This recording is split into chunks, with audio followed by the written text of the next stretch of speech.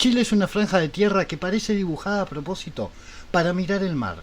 No por casualidad, no por accidente geográfico, sino como si alguien hubiese decidido que toda esa costa, más de 600 kilómetros de borde infinito, fuera un escenario permanente entre la niebla, las corrientes frías y el rumor constante del agua golpeando piedra.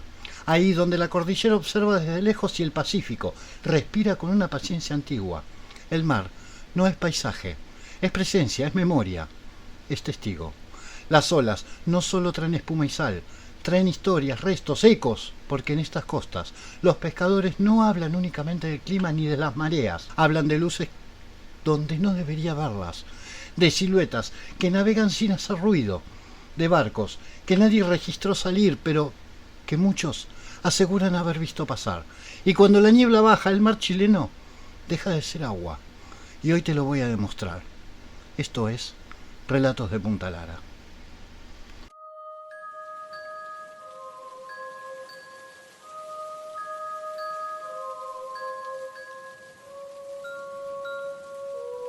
Bienvenidos, esto es Relatos de Punta Lara.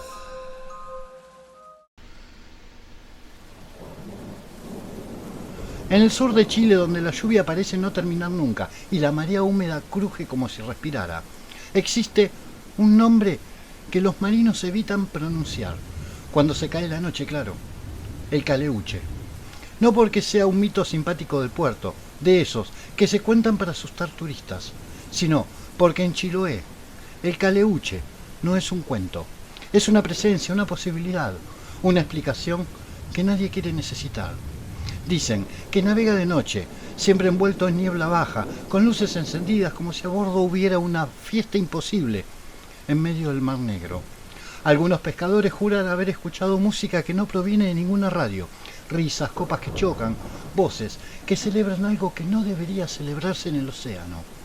Pero el caleuche no se limita a navegar sobre el agua. Los relatos más antiguos cuentan que también viaja por debajo del mar, que se hunde sin hundirse, que desaparece de la superficie y vuelve a emerger kilómetros más allá, como si las corrientes no tuvieran poder sobre él. Y lo más inquietante, no se demuestra por casualidad. El caleuche elige. Se acerca a quienes están solos, a quienes miran el mar más de lo necesario, a quienes pasan demasiadas horas en silencio, escuchando el viento. Los tienta, los llama, los invita. Desde la costa se ve hermoso, brillante, festivo, cálido. Los que se acercan creen que están siendo invitados a una celebración, a una reunión de marinos, a un barco hospitalario en mitad de la noche. Pero quienes suben no regresan, porque esa fiesta es una trampa. La leyenda dice que el caleuche convierte a los vivos en una parte de su tripulación, no como invitados, como esclavos, como sombras obligadas a trabajar eternamente en un barco que no pertenece al mundo de los hombres. Y hay otra parte del relato, más oscura todavía. Hubo quienes intentaron perseguirlo, seguir sus luces, alcanzarlo con sus propias embarcaciones. Pero cuando estaban a punto de lograrlo, el barco simplemente dejaba de ser un barco. Se convertía en roca flotando, en troncos de árboles a la deriva, en restos inofensivos que no explicaban las luces, ni la música, ni los segundos antes. Parecía estar ahí, sólido, real, como si el mar se burlara, como si el caleuche jugara con la percepción humana. Y si alguien logra escapar a su influencia, si alguien consigue simplemente no subir, no acercarse, no caer en la tentación, la leyenda advierte que no se va ileso. El caleuche marca, deja la boca torcida, dicen algunos, la cabeza inclinada para siempre, o, en algunos casos, una muerte repentina, sin explicación, como si el corazón simplemente decidiera no seguir adelante.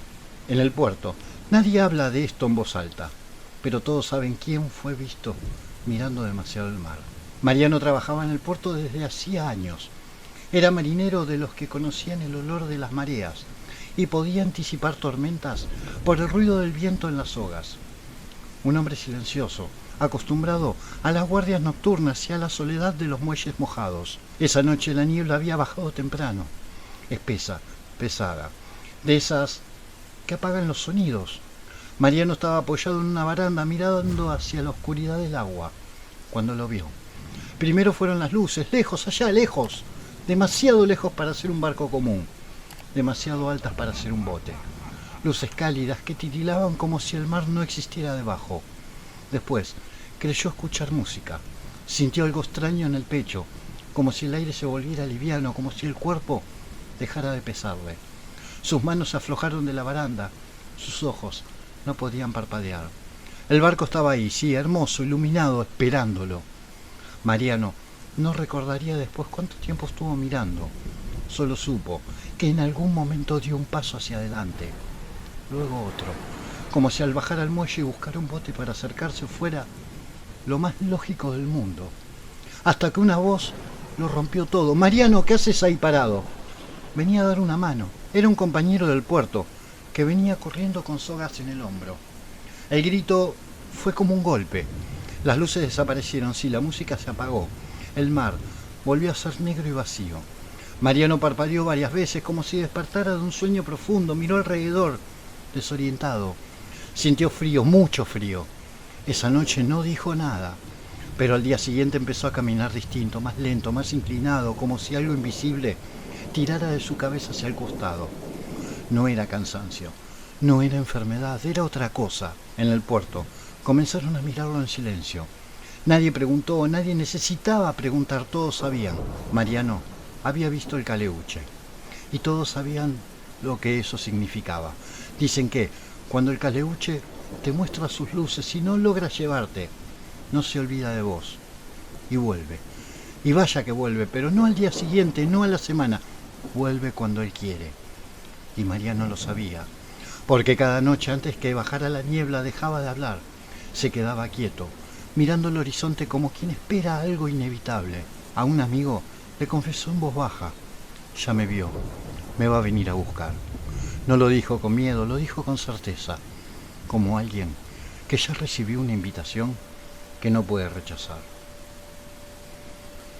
En los archivos del antiguo puerto de Cádiz, a fines del siglo XIX, hay registros de dos naves imponentes que partieron casi juntas en 1870, cargadas hasta el tope de bienes, cartas, baúles, herramientas y más de 200 pasajeros cada una. Sus nombres quedaron escritos con tinta prolija en los libros de Sarpe, el Gallardo y Nuestra Señora del Buen Consejo en San Leopoldo. El plan era ambicioso: cruzar el Atlántico, bordear el sur del continente y atravesar el estrecho de Magallanes para luego subir por el Pacífico, rumbo a América del Norte. No eran capitanes improvisados, ambos conocían esas aguas con una precisión que pocos marinos podían presumir. Habían cartografiado sectores del Pacífico chileno, sabían leer sus corrientes, respetaban sus vientos. Zarparon con pocos días de diferencia, pero manteniendo contacto visual durante una buena parte de la travesía. Dos gigantes de madera y tela, avanzando con la seguridad de quienes creen que el mar puede entenderse. Pasado el estrecho, una niebla baja, espesa, se interpuso entre ellos. Se perdieron de vista, sí, nada normal. Pensó el capitán del Gallardo: en esas latitudes la niebla es casi una criatura más del océano. Continuó el viaje con la tranquilidad de que, tarde o temprano, el otro navío aparecería en el horizonte. Días después, el Gallardo pasó frente a Valparaíso y decidió disminuir la marcha para esperar a su compañero. 3 días completos permanecieron atentos a la línea gris del mar, sin noticias, hasta que al amanecer del 4.º día, alguien gritó desde cubierta: «¡Barco a la vista!». Allí estaba, así, a lo lejos, recortado contra la bruma. El capitán miró con alivio, pero algo no cerraba en su cabeza. ¿Cómo es posible? Si nos habíamos separado por horas, no por días. A medida que la nave se acercaba, el alivio se transformó en desconcierto. El casco estaba perforado, las velas desgarradas, la madera astillada como si hubiera sido bombardeada por artillería inexistente en medio del océano. Y lo más inquietante, no había nadie en cubierta, ni un alma. El capitán del Gallardo ordenó arriar una lancha. 4 hombres remaron hacia Nuestra Señora con una sensación que ninguno quiso describir después. Cuando bordaron, el olor fue lo primero: carne en descomposición, sal y podredumbre. La cubierta estaba manchada, las escaleras, las paredes. Bajaron a los camarotes y los que encontraron no tenía sentido. Cuerpos, decenas, cientos. La tripulación y los pasajeros yacían muertos, con la carne desgarrada como si hubieran sido atacados por algo que no dejaba marcas reconocibles. No era un cuchillo, no era un arma. Tampoco animales, ahí no había, era otra cosa. El silencio desde el barco era tan denso que costaba respirar, hasta que uno de los marineros escuchó un gemido. En un rincón, apenas consciente, encontraron un hombre, gravemente herido, deshidratado, con fiebre altísima, pero había sobrevivido. Prepararon todo para trasladarlo al Gallardo. Lo subieron a la lancha con cuidado, como si tocarlo pudiera romperlo, y vaya que sí lo hacía. Cuando pisó la cubierta del Gallardo, el hombre abrió los ojos un segundo, intentó decir algo y sin más remedio se desmayó. No murió, simplemente se durmió, como si el cuerpo hubiera decidido apagar todo. Esa noche Nuestra Señora quedó a la deriva, vacío, con sus muertos adentro y el mar golpeando su casco como un reloj impaciente. Sería la 1 de la madrugada cuando el vigía gritó desde arriba: «¡Capitán, las luces!». Todos salieron a cubierta. En el Nuestra Señora, uno a uno, comenzaron a encenderse faroles. Primero uno, después otros. Todos, como si una tripulación invisible estuviera despertando el barco. Las velas, desgarradas minutos antes, empezaron a desplegarse solas, inflándose con un viento que nadie sentía en la cara. Se alineó contra la corriente y comenzó a navegar. No había nadie a bordo. Nadie tocaba los cabos, nadie sostenía el timón. El capitán del Gallardo ordenó perseguirlo y aunque tenía una nave muy rápida, fue inútil. El Nuestra Señora se deslizaba con una velocidad imposible para su estado. En pocos minutos se perdió en la niebla y no volvieron a verlo nunca más. Desde principios del 1900, pescadores y navegantes del Pacífico chileno comenzaron a reportar algo inquietante. En noches de tormentas furiosas, cuando el mar golpea con rabia y el viento parece arrancar la piel, muchos aseguran ver un barco antiguo acercarse a la costa, sin señales de vida, con luces encendidas, velas desplegadas y un casco que parece herido por una batalla que nunca ocurrió. Lo identifican siempre igual: Nuestra Señora del Buen Consejo y San Leopoldo. En 2001, una mujer del ejército chileno, María Isabel, formaba parte de un operativo de vigilancia costera durante un temporal que obligó a evacuar a varias familias. La lluvia caía horizontal, el cielo era una masa negra sin forma. Ella estaba con binoculares cuando lo vio. Primero pensó que era un error de visión por el agua en los lentes, pero ahí estaba, a unos cientos de metros de la costa, un barco antiguo, iluminado, las velas tensas en medio del viento salvaje. María Isabel llamó a su superior, ambos miraron. Ninguno habló durante varios segundos. «Eso no puede estar ahí», dijo él. No figuraba en ningún radar, no había reportes y sin embargo se acercaba. La mujer contó después que sintió algo muy extraño en el pecho. No miedo, algo peor, una sensación de reconocimiento, como si ese barco no fuera una novedad, sino algo que el mar siempre había guardado para mostrar en el momento exacto. Parpadeó un segundo y el barco ya no estaba, como si nunca hubiese existido. Esa noche, cuando regresó al cuartel, no pudo dormir. Cada vez que cerraba los ojos veía luces encendiéndose en la cubierta de un barco lleno de muertos.